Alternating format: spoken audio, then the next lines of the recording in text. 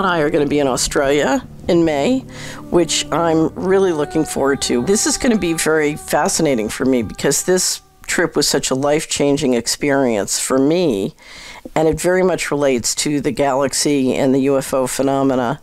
And you've never been to Uluru, so I'm going to watch you go through a similar process of discovery, except you have a lot more knowledge to connect the dots than I did. So I can't wait to see Richard Dolan sort of on this journey. I look forward to it as well. And in terms of knowledge, I don't know. I'm a very big student of, not simply UFOs, but a lot of the ancient UFO phenomenon is actually of great interest to me. Ancient mysteries, all of these are something that have intrigued me for my whole life, and certainly the last 20 years. People who may read me might not be aware that I've delved a lot into the ancient mystery subjects, but I have indeed, even if I haven't written a lot about them. So it will be interesting. And Australia, of course, is replete with a deep, deep history of through the Aborigine culture, the stories of the Wagina, the sky gods, as it were, who are said to be synonymous with the Milky Way, that is the white band across the sky. They came from the heavens. The images of the Wagina in the caves, some of which are from 4,000 and older years ago. You look at them and they look like gray aliens or white gray aliens. They don't look like any people that anyone has ever seen. So there's a lot of intrigue about that. And so, yes, I'm really looking forward to exploring that.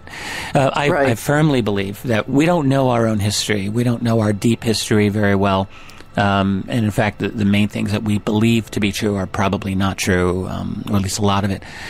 And there's a huge, huge missing gap in our history that maybe we're slowly learning more and more about. One of the things that was so impactful for me, because I spent exactly what we're going to do, 5 days in Uluru, touring around, looking at the caves, looking at Ayers Rock, which is the Uluru Rock, and then we're going to do a helicopter ride where you can see all the different rock formations. But one of the things that happened to me is that you got a very deep intuitive feeling of that ancient history and being part of it.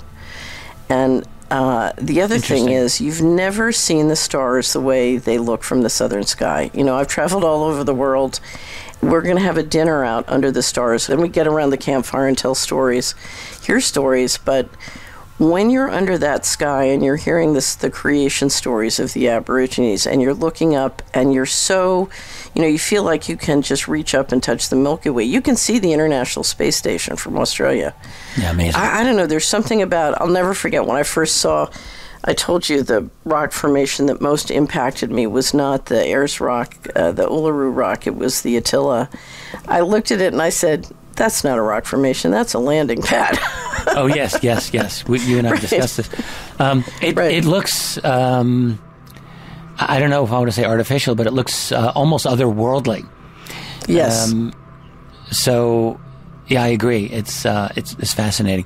The thing about where we will be in Australia, I think part of the attraction is, there's just an intense natural power there, but also the fact that we are in a civilization that is now so manufactured and so human-generated, and it's easy for people to forget that, there's this other, there's the before time, and we're going to one of those places. So I think it will be important for myself, and I think everyone who will be attending will feel the same way.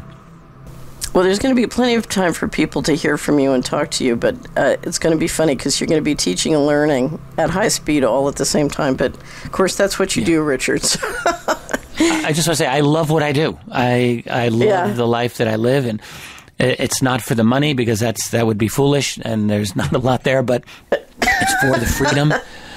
It's for the freedom, first of all, to pursue what I want to. And just like yourself, I have a natural, intense curiosity about the world, and I love to ask questions and learn. And so, I love what I do. Well, it's interesting. If you look at who's coming, the groups are going to be small. They're 2 groups, 20 each. There are a lot of people in those groups who you're really going to enjoy meeting. So it's going to be interesting Undoubtedly, I'm sure. to watch. And, of course, Jason Bawden-Smith is going to be with us.